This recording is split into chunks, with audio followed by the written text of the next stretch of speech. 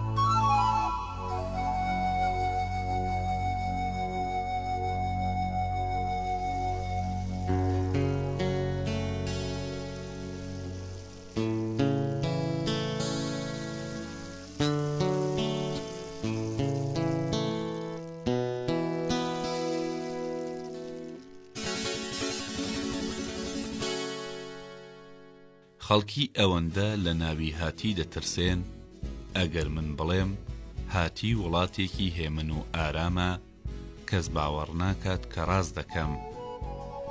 ئەگەرچی دانیشتوانی هاتی خەڵکانێکی تۆڕەن و گرژن و لە جەنگەکاندا بێبەزەین، بەڵام لە ناو وڵاتەکەیاندا کە زیاتر هەرێمێکی شاخاویە هێمنی و ئاسایش بەرقەرارە. لە هاتی ئەگەر پارەی کەسێک لە ڕێگەوبانەکاندا بدزرێ، پاشای ئەو وڵاتە دوو ئەوەندەی ماڵە دزراوەکەی دەداتێ. هەر کاتێک یەکێک بەر شاڵاوی چەتەکان بکەوێت و لە ڕێگەدا بکوژرێ، بەقەدەر ئەوەندەی کە کوژراوەکە لە کاتی ژیاندا سامانی بەدەستهێناوە، پارە ئەداتە کەسوکاری کوژراوەکە، بە جۆرێک کە لە ڕووی بژێویەوە نیگەرانی و گرفتاریان نەبێ. بۆیە سەفەرەکەی ئێمە لە جادەکانی وڵاتی هاتی بەبێ هیچ ڕووداوێکی ئەوتۆ تێپەڕ بوو. گالیسکە جەنگیەکانی پاشا لە پێش و دواوەی ئێمەوە دەڕۆیشتن و هەموو ڕۆژێک خواردەمەنیان بۆ ئامادە دەکردین و تاگەیشتینە شاری ختوشە کە پایتەختی وڵاتی هاتیە.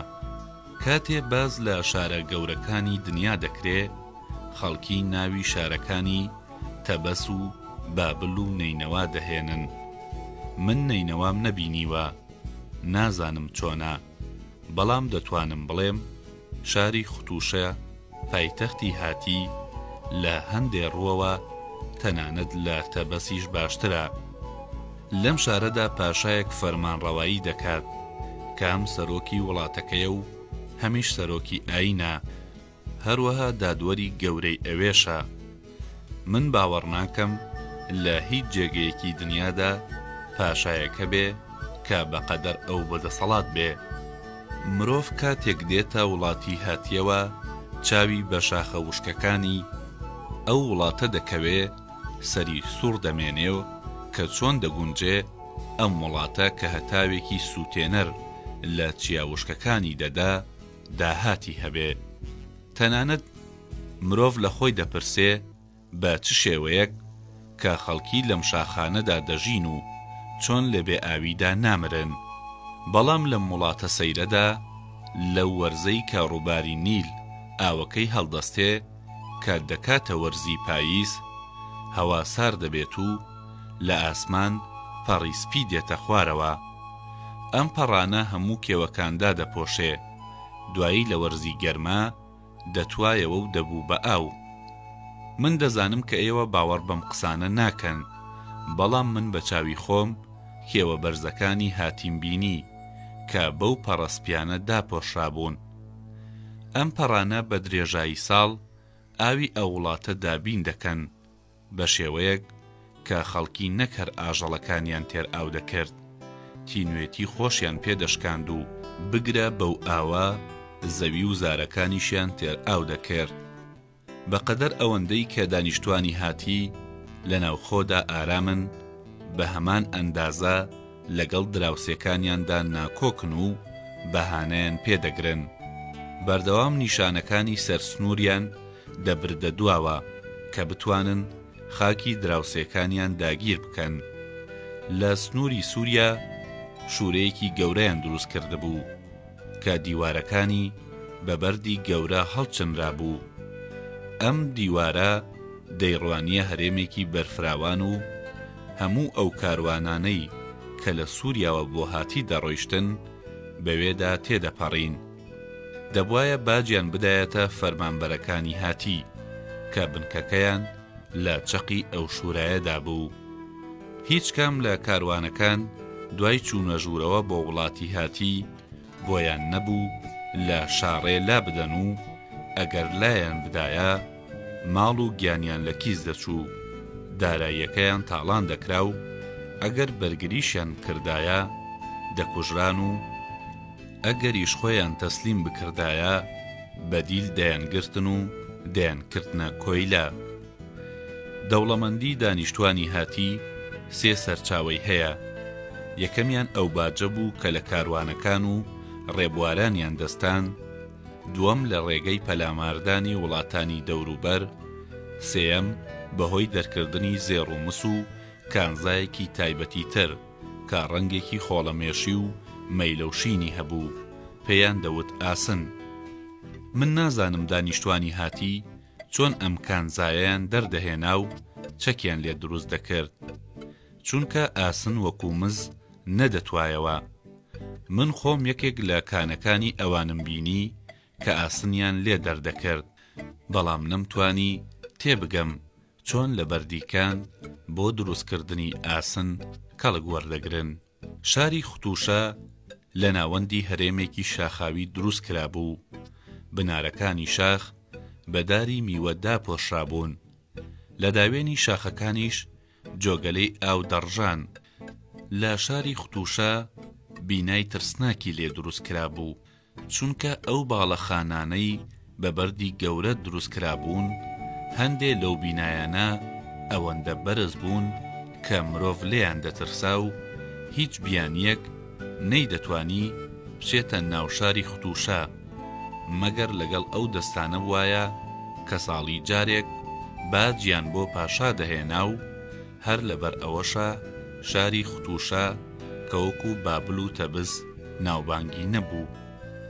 لەم شارەدا دانیشتوان لەگەڵ بیانیەکاندا قسەیان نەدەکرد و ئەگەر بیانیەک پرسیاریشی لێ بکردنایە ئەوان زمانی بیانیەکەشیان بزانیایە دەیانوت تێناگەین و نازانین. لەگەڵ ئەوەشدا خەڵکانێکی هێمن بوون و لەگەڵ بێگانەکاندا دژایەتیان نەدەکرد.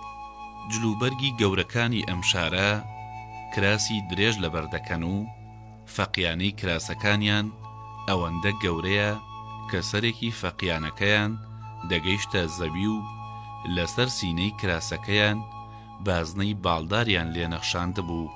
کڵاوی درێژ و نوکتیژیان هەبوو. دەموچاویان وەکو میسریەکان دەتاشی و هەندێ لە گەورەکان تەنانەت سەریشیان وەکو دەموچاویان لەموو پاک دەکردەوە، بەڵام لە ناوەڕاستی سەریان کاکوڵێکی بەرزیان دەهێشتەوە. گەورەکان و دەوڵەمەندەکانی هاتی وەکو هەموو گەورە پیاوانی دنیا قەڵەون و دەموچاوێکی گۆشتن و ڕوونیان هەیە. دیار بوو خواردنیان زۆر دەخوارد. ختوشە پایتەختی پاشای هاتی بە پێچەوانەی تەبەس و بابل شارێکی بازرگانی نییە و تیایدا کەڕین و فرۆشتنی لێ ناکرێت، بەڵام شارێکی پیشەسازی بوو. لە بەیانیەوە هەتا ئێوارە لەم شارەدا دەنگی کانزاکاری دەهاتە گوێ و هەمیشە لەوێ هەرچەک دروست دەکرا. دانیشتوانی هاتی بە پێچەوانەی گەلە شارستانیەکان سەربازی بە کرێگرتەی بیانیان نەبوو. هەموو سەربازەکانیان خەڵکی ناوچەکە بوون و منوا هەز دەکەم لە بەردوو هۆکار ئەوان سەربازی بیانیان بەکرێ نەدەگرت. یەکێکیان لەبەر ئەوەی بیانیەکانیان وەکو خۆیان بە ئازان نەدەزانی و دووەمیان ئەوە بوو کەوایان بیر دەکردەوە بەکرێگرتە هەرچەندە ئازابێ دیسانەوە هەر بەکرێگرتەیە و بەقەدەر سەربازێکی خۆیان دڵسۆز و تێکۆشەر نییە. لە هاتی سەرۆکی ناوچە هەبوو. هەر کامێک لەو سەرۆکانە لە ناوچەکەی خۆیدا سربەخۆیی ناوخۆیی هەبوو، بەڵام گوێڕایەڵی پاشای هاتی بوون. شێوەی دادپەروەری لە هاتی ئەوەندە سەرسوڕهێنەرە کە گەلانی شارستانی ناتوانن باوەڕ بکەن. لەم وڵاتەدا ئەگەر یەکێک لە پاشاکانی ناوچەکان دژی دەسەڵاتی پاشای هاتی بوەستێتەوە بیەوێت لەسەر تەخت لای بدا، نایکوژن، بەڵکو بۆ یەکێک لە سنوورەکانی دەنێرن بۆ ئەوەی لە شەڕدا لەگەڵ وڵاتانی تر فێری ئازمون بێت و ببێتە خاوەنی کەسایەتیەکی جەنگی و لە هاتی ئەگەر یەکێک یەکێکی تر بکوژێ لە سێدارەی نادەن، بەڵکو بکوژ دەبێ خوێن بەهای کوژراوەکە بداتە کەسوکارەکەی. لەم وڵاتەدا ئەگەر ژنێکی مێردار حەز لە پیاوێکی تر بکە، ژنەکە سزا نادەن و پیاوەکەش سزا نادەن، بەڵکو ژنەکە مافی ئەوەی هەیە کە ماڵی مێردەکەی بەجێ بهێڵێت و لە ماڵێکی تر دانیشتە جێبێ، بەڵام دەبێت زەرەری پیاوەکە بە زێر یان مەڕووماڵات ببژێرێ. ئەگەر ژن و پیاو دوای ژن و مێردایەتیان مناڵیان نەبێت، ئەو ژن و مێردایەتیە بەتاڵەکرێتەوە و ژن یان پیاوەکە ناچار دەبن بۆ ئەوەی ببنە خاوەنی مناڵ هاوسەرێکی تر هەڵبژێرن، چونکە پاشای هاتی داوای مناڵی زۆر لە ژێردەستەکانی خۆی دەکا. یەکێک لە نەریتە سەیرەکانی ئەمگە لە ئەوەیە ئەگەر یەکێک مرۆڤێک لە بیابانێکی چۆڵ یان شوێنێک کە خەڵکی لێ نییە بکوژێ، ئەو خوێن بەهایی کە دەیدا لەوە کەمترە کە لە شوێنێکی قەرەباڵغ وەکو شارەکان یان شوێنێک کە دانیشتوانی زیاتری لێیە بکوژێ، چونکە باوەڕیان وابوو ئەو کەسەی بۆ شوێنێکی چۆڵ دەڕوا خۆی هانی خەڵکی دەدا کە بیکوژن.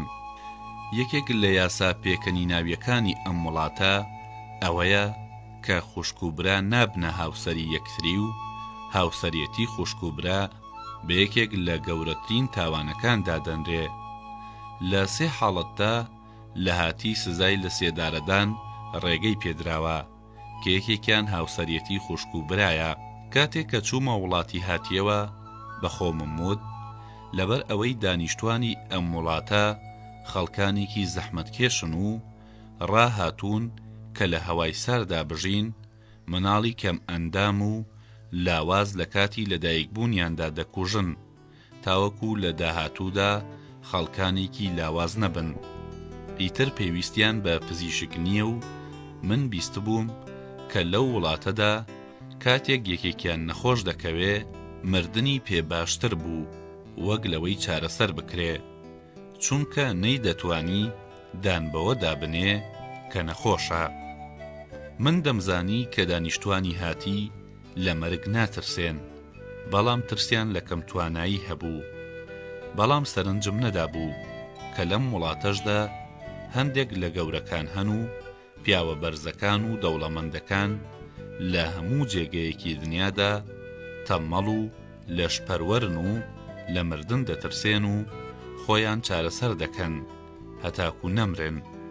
بۆیە هەندێک لەو پیاوانە کە لە کاتی شەودا بە کراسی ئاساییەوە داهاتنە لام و من چارەسەرم دەکردن، زۆربەیان لەو نەخۆشیانە ئازاریان دەچەشت کە هۆیەکەی خواردنی زۆر بوو. گەورەکانی ختوشە شەرابیان زۆر دەنۆشیەوە و دەستیان بەهۆی زیادەنۆشی لەرزۆک ببوو. زۆربەیان داوایان لێ دەکردم کە لەرزۆکی دەستیان چاک بکەمەوە. من ئەوانم بەهۆی دەرمانی هێورکەرەوە چاک دەکردەوە.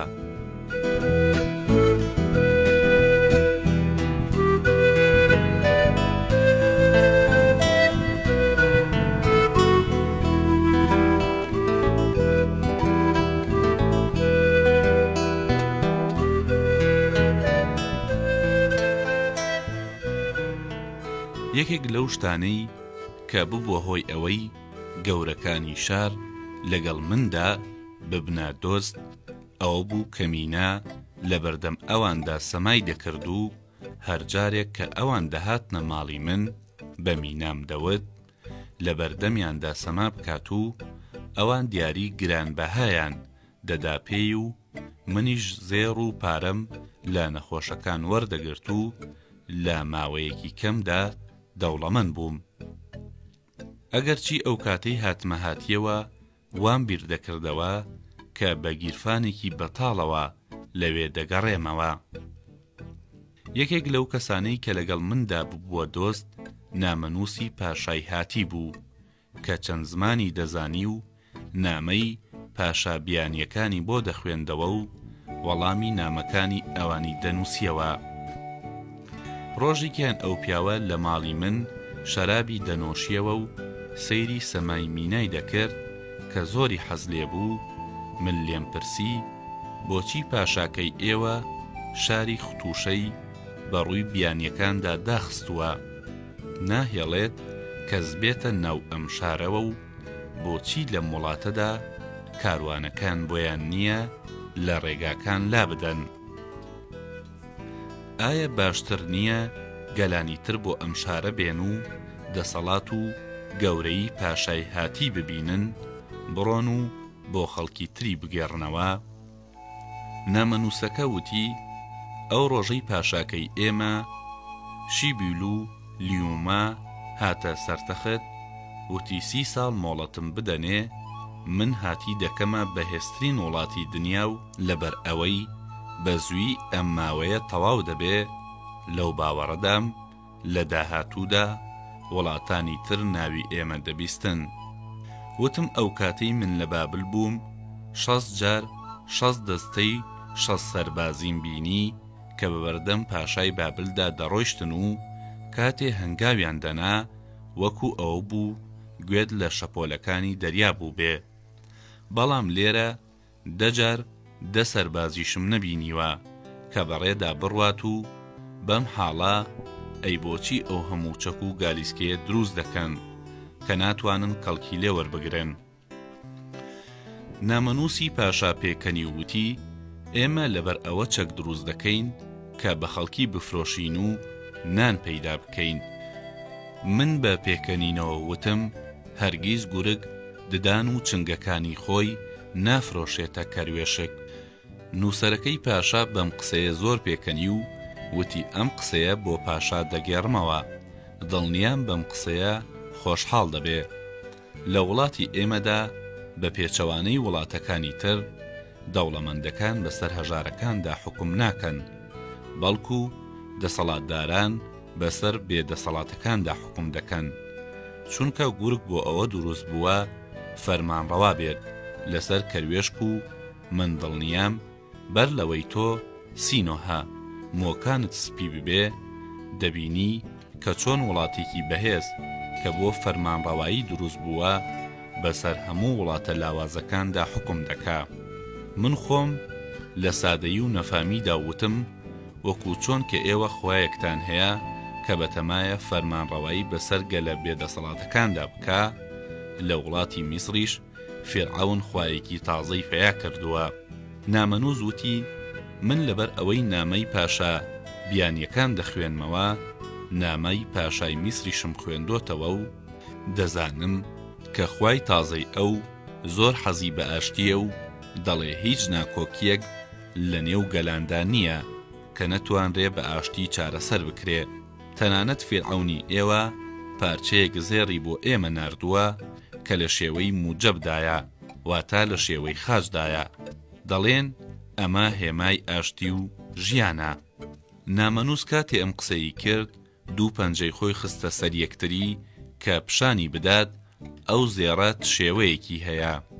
دوایی وتی ئەگەر فیرعەونی ئێوە زێڕمان بۆ بنێرێ کە ئێمە بتوانین بەو زێڕە کرێی پیشە سازەکانی خۆمان بدەین کە چەکمان بۆ دروست دەکەن ئەوە تا چەند ساڵێکی تر ئاشتی دەبینێ. بەڵام ماوەی ئەو ئاشتیە کورتە چونکە هەر ڕۆژێ پاشاکەی ئێمە بۆی دەرکەوێ کە بایی پێویست چەکی دروست کردووە و ئازوقەشی پەیدا کردووە لەو ڕۆژەدا فێرعەونی میسریش دەبێ وەکو دەسەڵاتدارانی تر ملکەچی پاشای ئێمە بێ، ئەگەر نا ئەو هەموو ژێردەستەکانی کۆمەڵکوژ دەکەین. بەڵام ئەمانە بابەتێکن کە عەقڵی پزیشک ناتوانێ بۆی بچێت، چونکە پزیشک توانای تێگەیشتنی ڕووداوەکانی ئایندەی نییە. وتم لەبەر ئەوەی پزیشکیش وەکو خەڵکی عەقڵی هەیە، ئەگەریش نەتوانێ هەموو ڕووداوەکانی داهاتوو تێبگا، هەر نەبێ دەتوانێت لە هەندێکیان بگا.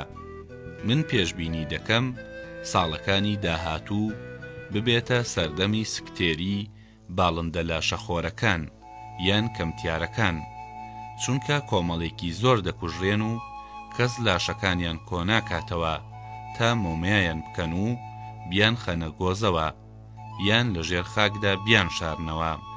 ئەو پێکەنی و من وتم بەر لەوەی بۆ وڵاتی هاتی بێم بیستبووم ئێوە ئەو کەسانی کە لە جەنگدا بەدیلیان دەگرن کوێریان دەکەن لە ئاشەکان تا دەیان بەستنەوە بۆ ئەوەی بەردی ئاشیان پێ بسوڕێننەوە. من باوەڕم بەم قسەیە نەدەکرد، بەڵام لەم وڵاتە بە چاوی خۆم بینیم کە ئەم کردەوەیە لە گەلێکی شارستانی چاوەڕوان ناکرێ. هەروەها بیستم کە ئێوە لە سنوورەکانتان لە کاتی داگیرکردنی زەوی وڵاتانی تر تاوانکاری دڵتەزێن و بێبەزەیانە ئەنجام دەدەن و دەستی خەڵکی دەبڕنەوە و پێستی سەریان دەدەنەوە بەسەر دەموچاویاندا و هەندێک لەو کەسانەش لە شیش دەدەن.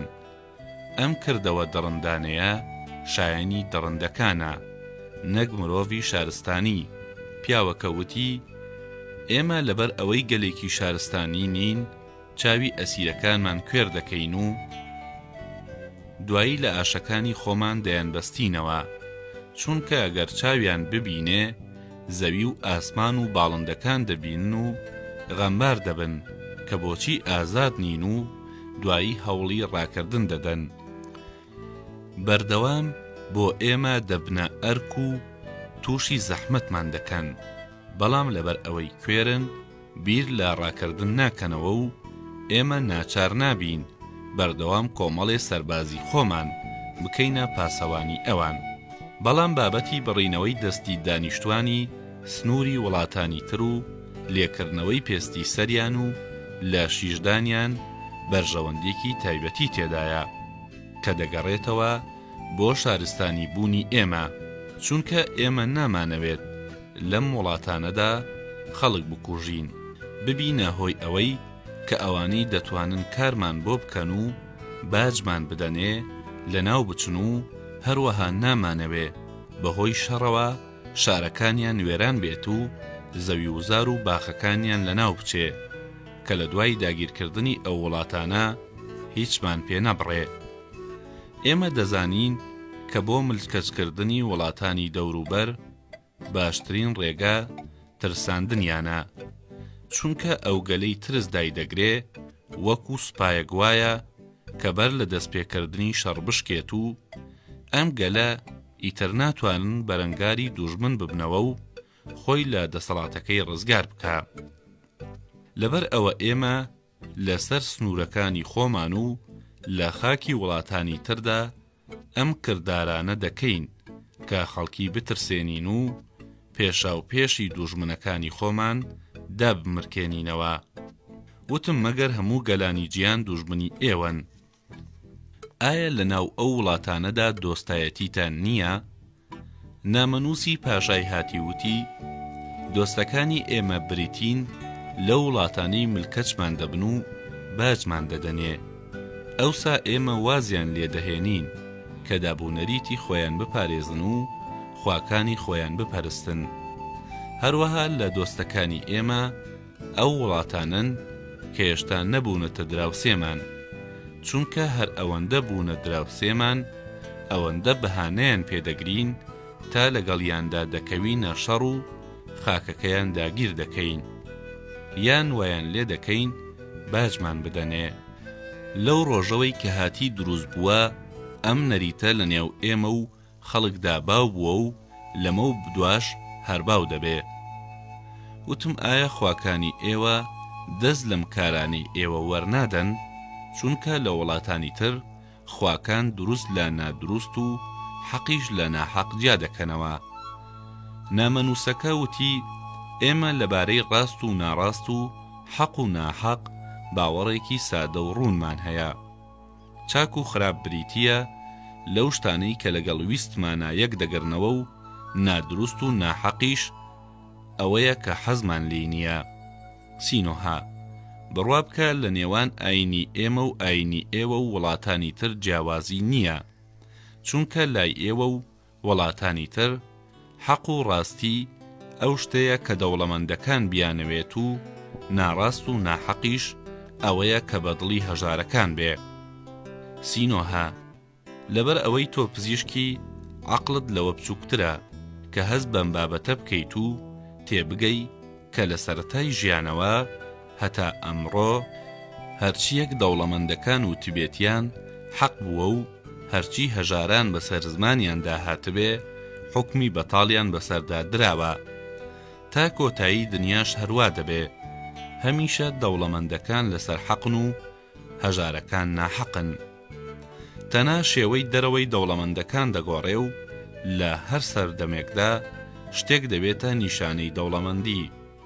ڕۆژێک مەڕ و مانگا نیشانەی زەنگینیە و ڕۆژێکی تر زێڕ و پارە و ڕۆژێکی دیکە پلەپایی تایبەتی و ڕۆژی دواتر هەبوونی ناونیشان وەکو ناوی پزیشک یان جادوگەر یان نامەنووسی پاشا. تا جیهان بمێنێ قسەی هەژاران بێبایەخە و هەرچی بڵێن بەتاڵە. ئەگەر دەوڵەمەندەکان چاوی هەژارەکان کوێر نەکەن و لە ئاشەکاندا نەیان بەستنەوە بە ڕێگەیەکی تر دەیان چەوسێننەوە، چونکە دنیا بەم شێوەیە دروست بووە دەشبێ وا بێت. هەژار لەبەر ئەوە دروست بووە کە بتوانێ هۆی حەسانەوەی دەوڵەمەندەکان دابین بکات و خۆی بەردەوام برسی بێت و لە زەحمەتکێشاندا بێ. باشیەکی تری شارستانیەتەکەی ئێمە بەسەر شارستانیەتی ئەوانی تردا ئەوەیە کە ئێمە دەوڵەمەندین و گەلانی تر ملکەچ و گوێڕایەڵ و نەدار دەکەین بۆ ئەوەی بەردەوام کارمان بۆ بکەن و دەسڕەنجی خۆیان وەکو باش بدەن بە ئێمە تاوەکو بە ئاسوودەیی و بەختیاریەوە ژیان ببەینە سەر. بەڵام سەبارەت بە خواکەمان دەبێ بڵێم چینی تایبەتی وڵاتی ئێمە دووشتە، یەکێکیان ئاسمانە و ئەوی تریان زەویە. هەموو ساڵێ لە وەرزی بەهاردا لە خۆشی ئەم دوانە دەیکەینە جەژن و ڕێگا بە خەڵکیش دەدەین کە ئەوانیش بتوانن بیکەن بە جەژن، چونکە گەل ساڵی جارێک دەبێ ئازاد بکرێ بۆ ئەوەی ڕۆژێک لە خۆشیدا بن و باشترین وەرزیش بۆ ئازادکردنی خەڵکی وەرزی بەهارە، چونکە لەم وەرزەدا کە زەوی لە ئاسمان ئاوس و دووبیان دەبێت و ژیان دووبارە خۆی دەست پێ دەکاتەوە.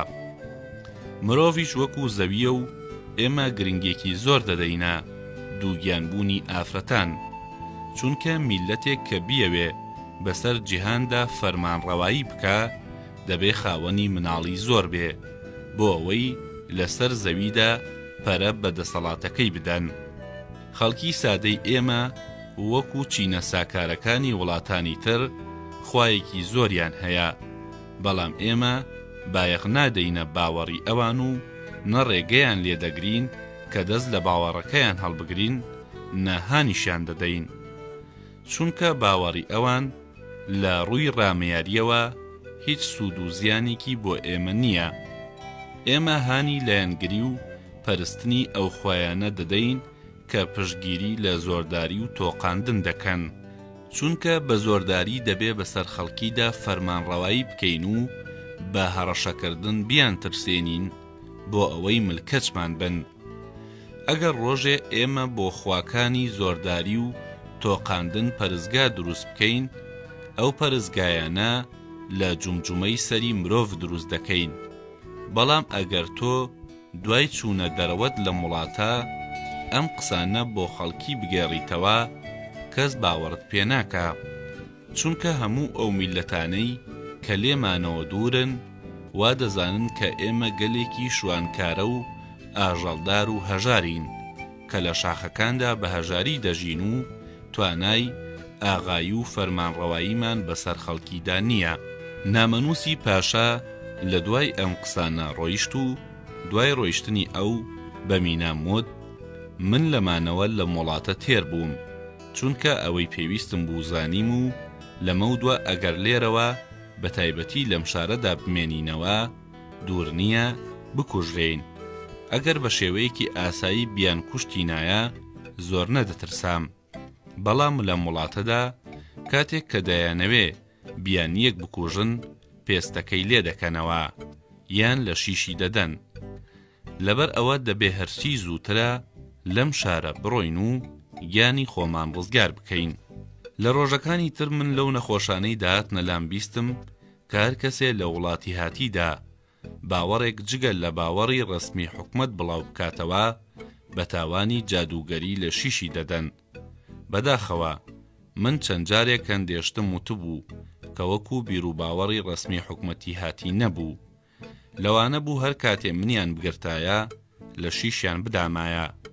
بۆیە بە نەخۆشەکانی خۆم وت بە تەمام بگەڕێمەوە و لەبەر ئەوەی ئەوان لە دام و دەستگای حکومەتدا دەسەڵاتیان هەبوو ئیزنی ڕۆیشتنیان بۆ وەرگرتم و بڕیاردرا کە من بە ڕێگەیەکی تایبەتیدا بڕۆم و لەوێوە خۆم بگەێنمە کەناری دەریا.